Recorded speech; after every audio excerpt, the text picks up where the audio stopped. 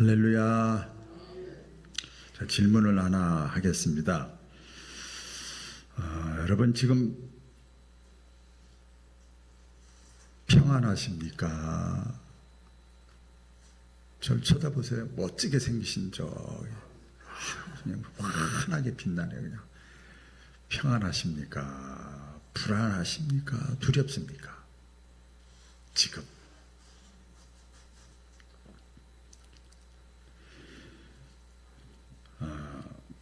지금 시대가 여러분 두려움, 불안이 꽉 찬 시대 우리가 지금 살아가고 있습니다.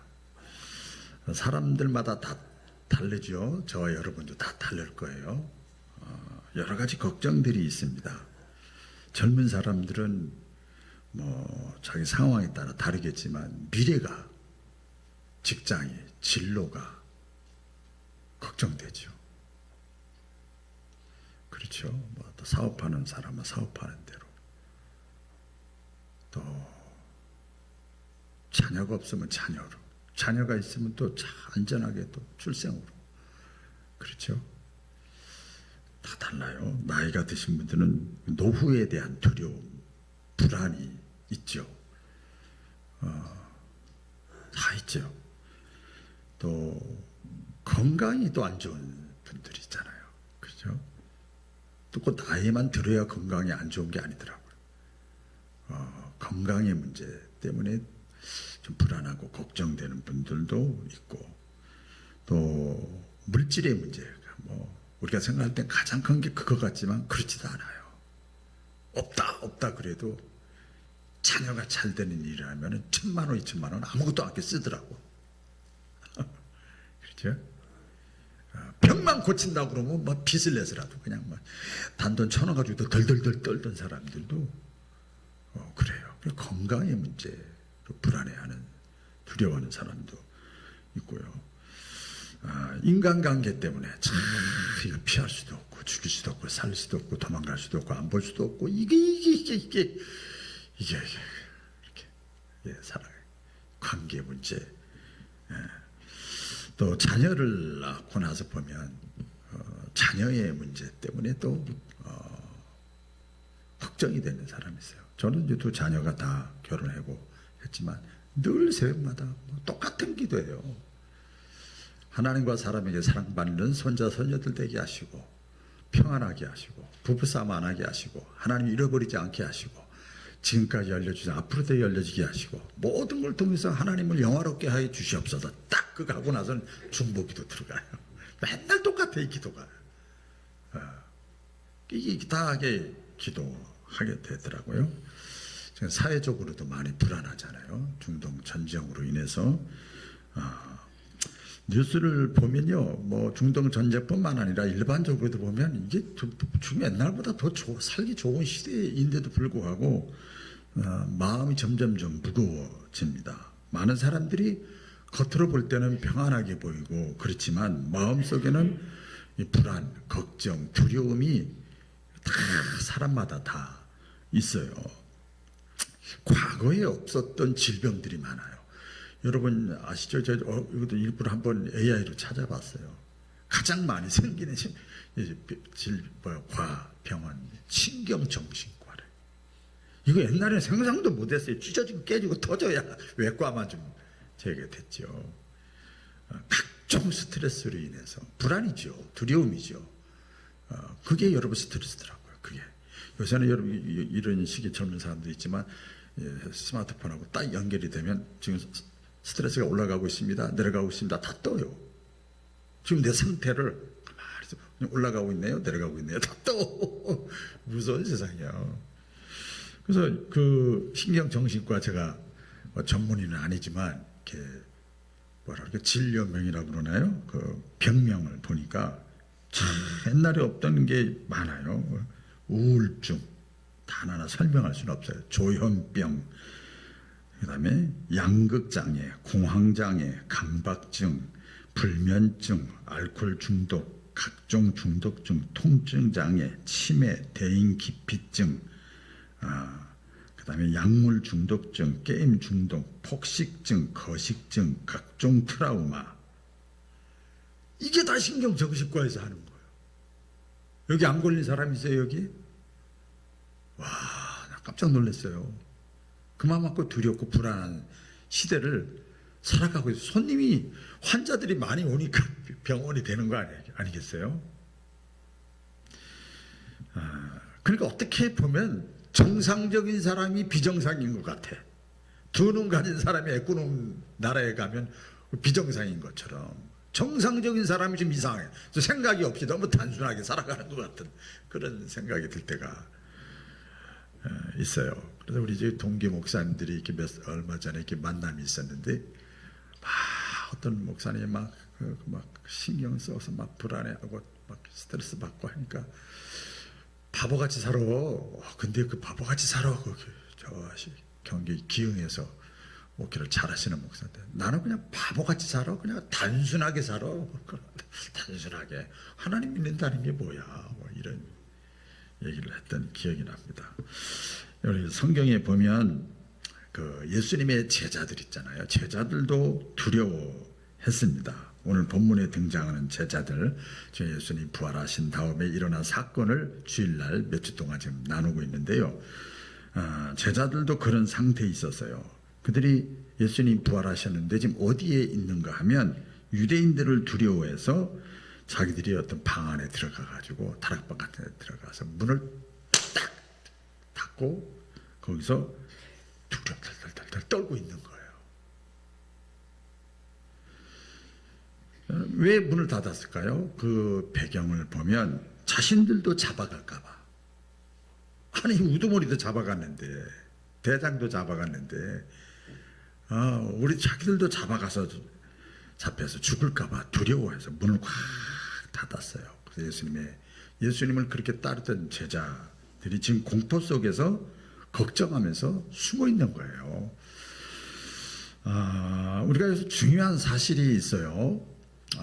그게 뭐냐면 제자들이 사실은 믿음 없는 사람들이 아니에요.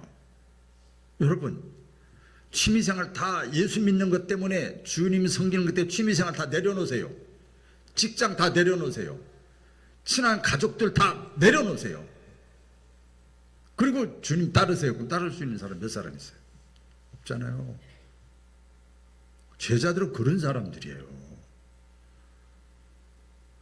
내 안위를 위해서 살고 그 지역도 떠나세요. 그리고 믿음 생활 잘하는 교회 가깝게 오세요. 그럴 사람 별로 없어요. 제자들은 그랬던 사람들이잖아요. 또 잘하는 대로 일주일에 한두 번, 한 달에 한두 번 행사 때마다 만난 게 아니고 3년 동안 먹고 자고 같이 했어요. 예수님과 제자 훈련이라고 그러잖아요. 그렇게 했어요. 그리고 말씀도 많이 들었어요. 듣기만 했어요. 이야, 겉에서 보면 같이 먹고 자고 똑같은 것 같은데 기적을 행하는 걸 많이 봤어요. 이야, 범상치 않은 분이다. 수많은 기적을 예수님을 따라다니면서 봤어요. 그럼에도 불구하고 이 제자들이 두려워서 떨고 있었어요. 성경에도 보면 믿음이 좋다는 사람들이 성경의 구약과 신약에 많이 나오는데, 두려움 속에서 하나님의 일종의 하나님의 사람이라고 하는 사람들이 두려움에 떨고 있었던 경우가 많이 있어요. 소개해드리면 아담 하와 있잖아요. 죄를 지은 다음에 어떻게 됐죠? 자기가 잘못했잖아. 하나님 말씀에 자기가 가감했잖아. 자기가 해석했잖아. 그 누가 뭐라고 안 하는데 자기 도둑이 제발 드린다고 자기가 도망갔어. 나무 뒤에 숨어서 어딨냐 그랬더니 내가 먹지 말라는 거 먹어가지고 말이야. 양심의 가책이 두려워 숨었나이다. 두렵다는 말을 해요. 그죠? 또 모세도 보니까 어릴 때부터 신앙교육을 잘 받았던 사람인데도 불구하고 사람을 죽인 다음에 광야로 도망가서 두려워서 떨고 있는 거 잡아갈까 봐. 모세는 믿음 좋은 사람이잖아요. 야곱도 믿음의 조상이라고 그러잖아요. 형 에서를 속인 다음에 우리 잘 아는 대로 죽을까봐 도망갔잖아요. 누가 죽인다고 하지도 않았는데 도망간 거야. 죽을까봐. 보복이 두려워서. 그러니까 두려움 속에서 사는 거예요.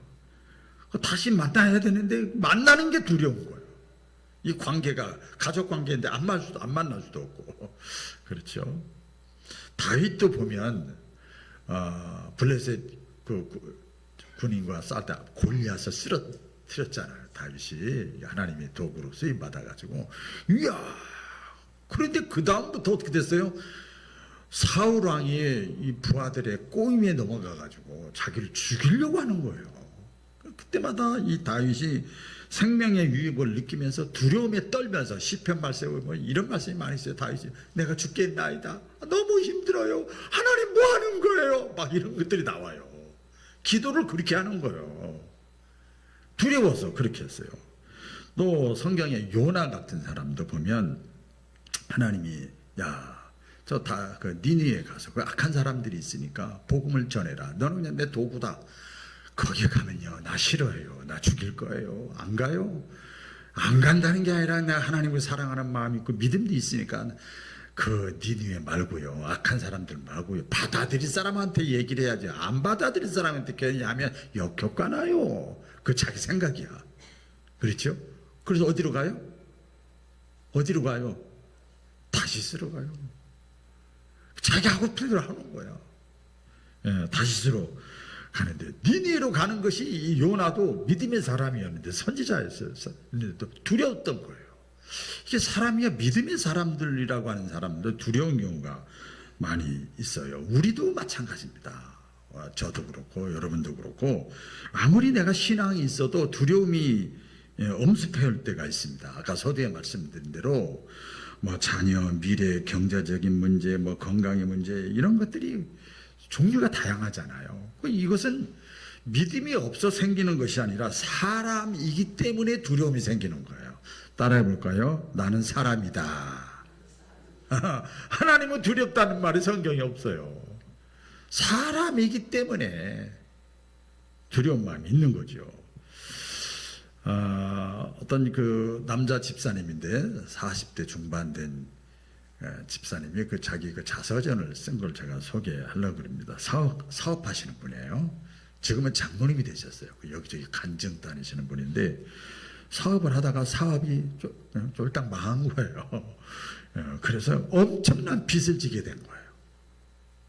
그래서 거의 뭐 그냥 자포자기 상태에 있었어요. 그래서 밤마다 잠을 자지 못하고 앞으로 어떻게 해야 될까?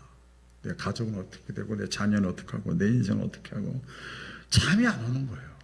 아무리 자려고 해도 밤새 뒤척였어요. 그러다 어느 날 생각이 드는 거예요. 기도 중에 기도죠. 이것도 기도예요. 기도 중에 생각이 딱 난 거예요. 하나님의 말씀을 들었던 것이 생각이 딱 난 거예요. 내가 할 수 없는 거, 내 능력 부족인 거, 내가 책임질 수 없는 건 그래 맡겨버리자. 하나님께 맡겨버리자. 이런 마음이 딱 드는 거예요. 그래 이제부터라도 기도하자. 그전에는 기도 안 한 거예요. 이제부터라도 내 기도하자. 이렇게 기도했다는 거예요. 하나님 지금 내가 이 빚구성에 있고 지금 다 쫄딱 망했는데 내가 할 일은 하겠습니다. 하는 데까지 하겠습니다. 그러나 결과는 하나님께 다 맡깁니다. 그렇게 하고 이제 일을 하기 시작했어요. 그 기도를 아침에 일어나자마자 한 거예요. 그런데 여러분 신앙은 신비한 거예요. 그런데 갑자기 자기 마음속에 평안이 찾아온 거예요. 할렐루야. 마음의 평안이 이렇게 찾아오기 뭔가 모르게 저는 여러 번 경험했어요. 뭔가 모르게 이렇게 물 또 연기 같은 것이 쭉 들어오는 느낌이 있어요. 이렇게. 뭔가 이렇게 확 들어오기 그러면서 확 평안해지고 또 때로는 담대해지고 이런 경우가 있는데 이상하게 평안이 찾아왔대요. 그래서 만나는 사람마다 얼굴이 벌써 달라지고 그래서 나중에 지금은 장로님 되셨지만은 우리 고백을 하는 내용입니다. 문제가 해결되기 전에 하나님이 일하시는 거 보니까 내 마음에 먼저 평안을 주시더라. 할렐루야. 그 기도 응답 받았는지 안 되는지 여러분 궁금한 거 있잖아요. 기도 뭐 1시간 하든 2시간 하든 한 달에 한 번 하든 뭐 잠깐 하든 그 상관없어요. 뭐 자기 믿음의 분량대로 하는데 마음의 평안이 굉장히 불안하고 초조하고 근심되는데 갑자기 나도 몰라 그냥 어디서 그냥 구름같이 물결같이 이렇게 막 이렇게 마음에 갑자기 평안이 쭉 찾아온 것은 100% 응답입니다. 하나님이 주시는 거예요. 시그널 사인이거든요. 그것이. 그래서 그런 마음의 평안이 다 왔어요. 그래서 그 사람이 달라진 거예요. 환경은 달라진 게 없는데. 그랬더니 기적적으로 문제가 하나하나 다 해결되기 시작했어요. 그리고 간증하는 얘기를 들었습니다. 그래서 주님이 주시는 평안, 하나님이 주시는 평안은 현실과 환경을 뛰어넘는 평안이에요. 여러분 꼭 기억하셔야 됩니다. 그러니까 물결만 보고 환경만 보면 평안이 안 오죠. 두려움이 오죠. 그 주님이 주시는 평안은 세상이 주는 것과 다른 거예요. 그래서요, 우리 두려움이라는 것이 우리 사람이 살아가면서, 저와 여러분들이 살아가면서 굉장히 믿음의 문을 방해할 때가 많이 있습니다. 이 두려움은요, 사람의 마음을 닫게 만들어버려요. 폐쇄적인 사람, 닫혀진 사람으로 만들게 됩니다. 오늘 보면 저자들이 문을 닫았다 그랬어요. 두려움이 생기면 딱 닫는 거죠. 마음의 문을 딱 닫는 거죠. 이 두려움이 커지면 마음이 닫히니까 뭐가 닫혀요? 관계도 닫혀. 믿음도 닫혀. 말도 닫혀. 말 신나게 잘하는 사람 말도 안 해 갑자기. 이게 전부 다 이유가 있는 거예요. 그게 오래되면 아까 신경정신과에 여러 가지 병이 다 그 병이에요. 그게. 두려움 속에서 살면 사람이 점점 위축되잖아요. 그리고 뭐 새롭게 도전하고 싶은 마음도 없고 믿음의 삶도 약해지고 소극적인 사람이 되고 성경에 보면요. 마귀 사탄이 제일 먼저 우리에게 우리에게 주는 그 무기가 뭐냐면 두려움이에요. 두려움. 따라해보세요. 두려움. 마귀의 최고의 무기예요. 왜냐하면 두려움만 있으면 그나마 있는 믿음도 다 까먹게 되니까. 그러니까 마귀의 목적은 뭐예요? 믿음. 이거 믿음은 하나님이 주신 거고 선물이거든요. 그 믿음을 뺏어가려고 두려움이라고 하는 다른 도구를 마귀가 사용한다는 거예요. 그러나 여러분 우리 부활의 주님 따라해 보겠습니다. 부활의 주님. 부활의 주님은요 평안을 주십니다. 평안을 주셔요. 문이 닫혀 있었어요. 닫혀 있었어요. 그 밤에 누가 나타났죠? 문이 딱 닫고 이제 우리도 죽으면 어떡하냐, 잡혀가 죽으면 어떡하냐 그랬는데 부활하신 주님이 스르륵 나타나셨어요. 그리고 나서 첫 번째로 부활의 주님이 하신 말씀이 너희에게 평강이 있을지어다. 할렐루야. 너희에게 평강이 있을지어다. 글쎄 저는 이제 지금은 안 그러겠지만 과거 같으면 그랬을 거예요. 아니 3년 동안 나랑 따라다니고 나서 그렇게 기적을 많이 보고 나서 사도잖아. 수많은 사람들의 사도 되기를 얼마나 원하는데 요새 말로 하면 또 장로 돼가지고 권사 돼가지고 말이야. 그렇게 체험을 하고 은혜를 받고 경험을 했는데도 말이야. 예수님이 그럴 것 같았는데 예수님은 그 말씀 안 하시는 거예요. 꾸짖지 않고 책망하지 않고 왜 이렇게 믿음이 없냐? 왜 이렇게 두려워하느냐? 내가 십자가에 죽기 전에 얼마나 많은 말을 했냐? 다시 살아날 거라고. 책망하고 꾸짖지 않으시고 예수님은 그냥 한마디로 하시는 거예요. 너희에게 평강이 있을지어다. 헬라어로 이것이요 에이레네라는 뜻이에요. 에이레네. 잘 들어보세요. 이것은 그냥 평강을 가져라 그게 아니고 하나님과의 관계, 주님과의 관계, 무슨 관계냐면 신뢰 관계예요. 신뢰 관계. 하나님이 어떤 분이고 예수님이 어떤 분이라는 그 믿음, 신뢰 관계에서 오는 지금 환경은 어렵지만 그 철저하게 믿어지는 그 관계 속에서 내 자신도 모르게 내 속에서 깊은 평안이 찾아오는 거야. 여러분 이렇게 보니까요. 저는 애기들 보니까 손주들 보니까 알겠더라고요. 세상에 그렇게 밖에 나가다 안에 있던 뭐 두려운 환경 여러 가지 겁나는 환경 큰 소리가 나거나 뭐 저기 할 때도요. 애기는요. 엄마만 옆에 있으면 돼. 예, 엄마만 옆에 있으면요. 왜? 엄마를 신뢰하는 거예요. 깊게 신뢰하는 거예요. 엄마만 싹 들어가면 이렇게 하더라고요. 세상에 주는 평안은요. 문제가 해결되면 평안해. 뭐 당연한 거죠. 그런데 우리 주님이 주시는 평안은요. 문제가 있어도 평안해. 그래서 내 마음속에 있는 이 깊은 평화를 뺏어갈 자 누구랴 안심일세 찬양 있잖아요.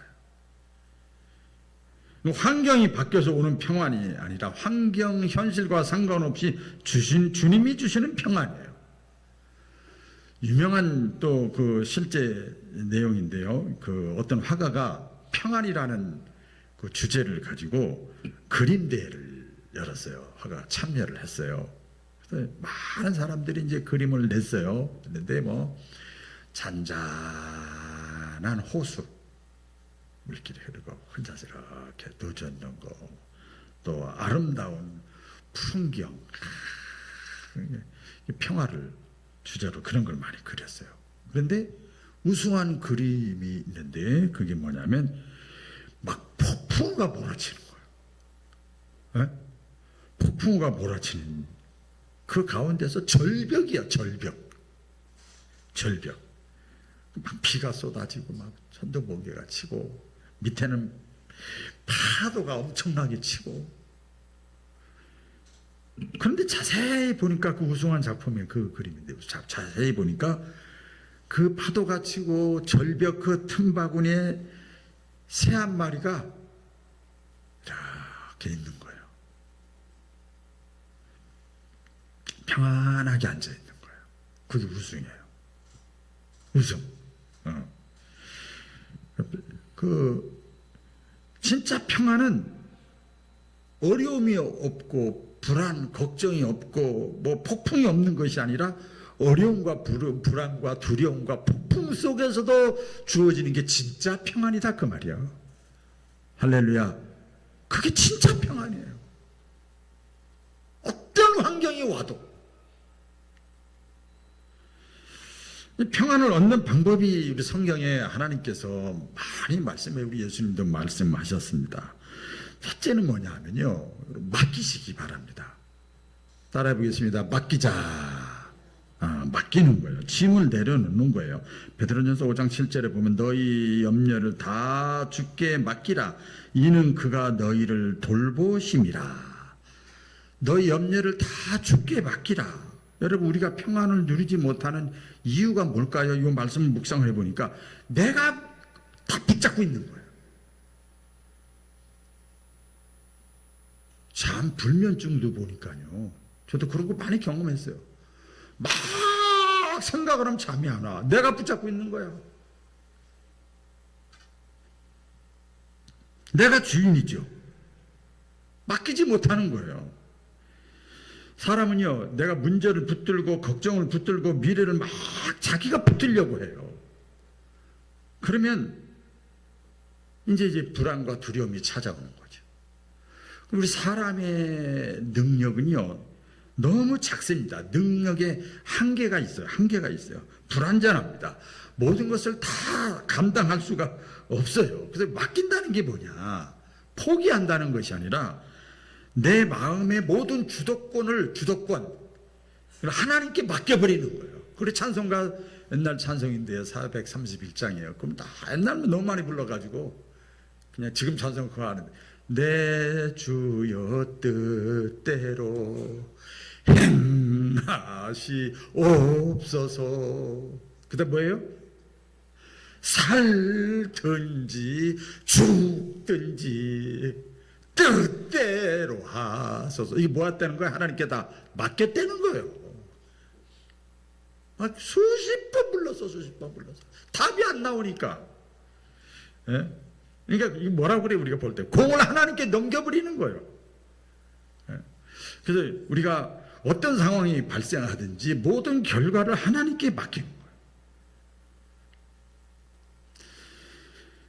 거예요. 우리 아주 우스운 예화가 있잖아요. 어떤 사람이 무거운 짐을 들고 버스를 탔어요.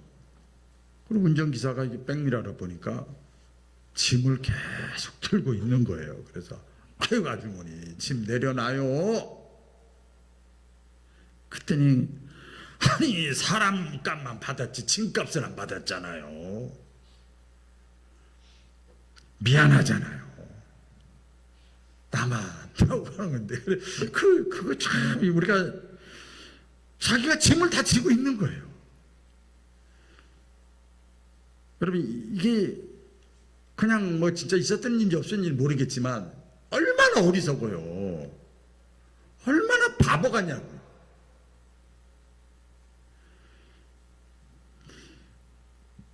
근데 그 사람이 저와 여러분이요. 하나님이 다 책임지신대요.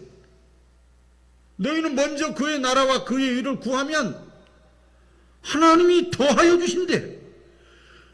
예수님도 말씀하셨고 사건을 통해서 보여주셨고 그렇게 했는데도 딱 자기가 붙잡고 있는 거예요. 그럼 믿음이라는 게 뭔가 이 성경에 보면요 많이 나와요. 제가 성경 구절을 몇 개 소개를 했는데 맡기는 거예요. 맡기는 거. 따라해 보겠습니다. 믿음은 맡기는 것이다. 시편 52편 2절에 보면요 내 짐을 뭐라고 그래요? 여호와께 맡기라. 그가 너를 붙드시고 의인의 요동함을, 믿음 있는 사람이죠. 의인이라는 건 행위가 의롭다는 게 아니고 의인의 요동함을 영원히 허락하지 아니하시리로다. 베드로전서 5장 7절에도 너 염려를 다 주께 어떻게 하라고요? 맡기라. 이는 그가 너희를 돌보심이라. 또 시편 37편 5절. 참 이거 제 18번 제 늘 좋아하는 성경 구절인데 내 길을 여호와께 맡기라. 길이라는 게 내 미래 진로 모든 것 다 그를 의지하면 그가 이루시리라. 이게 믿음이 있어야 맡기지. 그렇죠? 믿음은 맡기는 거예요. 믿음으로 주님께 맡길 때 비로소 하나님이 그때부터 스파크가 일어나 일하시기 시작하시는 거예요. 할렐루야. 그때부터 하나님이 일하시기 시작하는 거예요. 그러면 하나님이 아까도 말씀드린 대로 일하시기 시작하면서 하나님이 우리에게 제일 먼저 주시는 사인이 뭔가 하면 평안이에요. 평안. 하나님께 맡기시기를 주의 이름으로 축원합니다. 그리고 이 해결하는 방법은 기도입니다. 기도. 평안의 통로인데요. 여러분 기도는 뭐 종교인들이 뭐 그 종교 행위가 아니에요. 하나님과 연결되는 거예요. 상황을 바꾸기 전에 기도의 능력은요, 우리 마음을 먼저 바꿔버려. 이 기도의 능력이에요. 저는 진짜 신앙 체험을 많이 했지만 목회하면서 특별히 얼마나 많은 죄가 있겠어요. 기도하면 이렇게 하다가 말씀 듣고 기도하면 다 자기 힘들어. 그게 누가 내너 100억 원 줄게 이렇게 그래서 그런 게 아니에요. 그냥 갑자기 힘이 나는 거예요. 그래서 기도의 특징은요, 어떤 기도하면은요, 체험하신 분들은 다 아실 거예요. 기도하면은요, 내 시선이 하나님의 시선으로 바뀌어져. 갑자기. 할렐루야. 내 시선이 하나님의 시선으로 바뀌고요, 나의 생각의 불신이 믿음으로 바뀌어져. 그냥 믿어지는 걸 어떻게 해? 기도하면 그렇게 돼요. 또 기도하면요, 마음의 불안이 평안으로 바뀌는 거예요.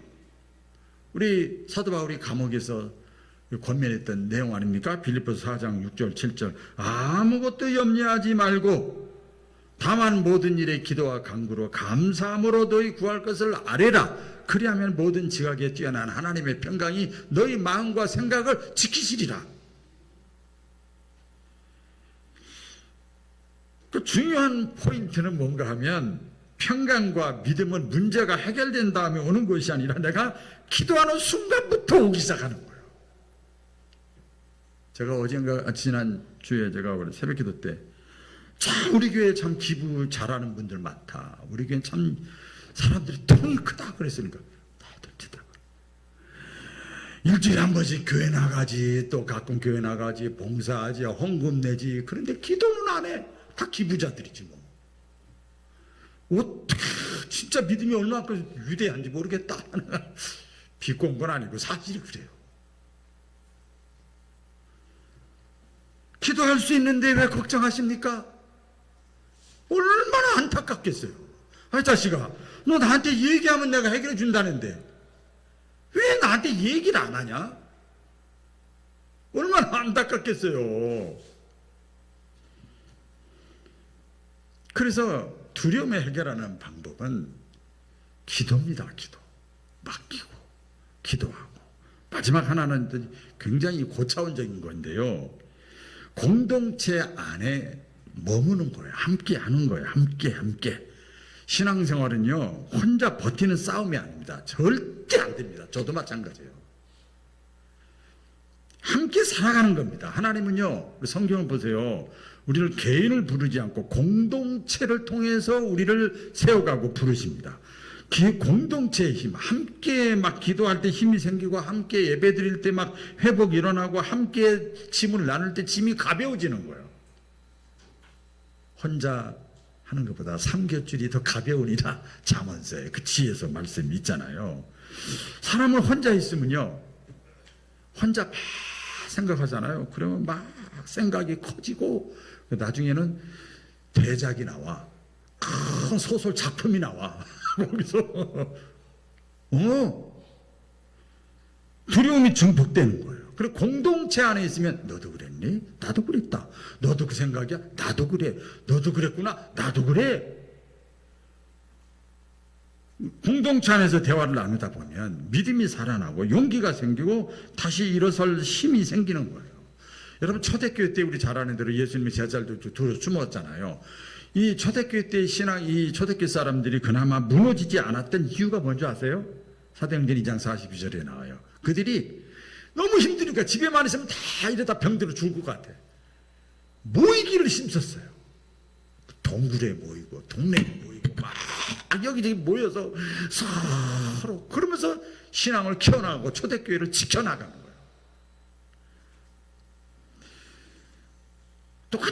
똑같아요. 우리가요, 어떤 두려움 속에서라도 그걸 극복하고 이겨내려면 예배 자리에 모이기를 힘써야 돼요. 할렐루야. 저는 여러분 기분 나쁘게 듣지 마세요. 저 새벽에 나오시는 분들을 이렇게 보면 신앙이 단단해지고 살아나는 게 보이니까 너무 행복해요. 말씀을 깊이 있게 계속 먹으니까 모이기에 힘써. 그러면 막 두려움이 사라지는 거예요. 의심도 불안도 초조도 이런 것들이 막 이겨나지는 거예요. 얼굴 표정 보면 알잖아요. 그리고 공동체라는 게 중요해요. 내가 가족이라는 공동체, 구역이라는 공동체, 기관이라는 공동체 적극적으로 참여하는 거예요. 떨어지면 떨어지는 거예요. 가능하면 믿음의 사람들과 가까이 해야 돼요. 나보다 조금 더 믿음 좋은 사람하고 가까이 하려고 해야 돼요. 자꾸. 그러면 내가 살아나는 거예요. 부활의 주님께서 부활하셔서 두려워 떨고 있는 제자들에게 제일 먼저 뭐라고 하셨다고요? 너희에게 평강이 있을지어다. 마귀는 두려움과 이 불안과 걱정을 계속 쓰나미 같이 갖다 주지만 우리 주님은 계속 걷어 그리고 평안을 가져다 주시는 거예요. 그러니까 내가 두려움 속에 있고 불안에 있다. 어떤 것이 상관없어요. 그러면 여러분 하나님께 맡겨버려. 그리고 기도하는 거예요. 그리고 믿음의 사랑과 가까이 하면 하나님께서 내가 생각하지도 못한 방법으로 평안을 주시고 평안이 오면서부터 문제가 해결되어지고 내 삶 속에서 간증의 주인공이 되는 거예요. 오늘 우리 모두가 그런 신앙의 삶을 살아갈 수 있기를 축복드립니다. 기도하겠습니다. 하나님 아버지,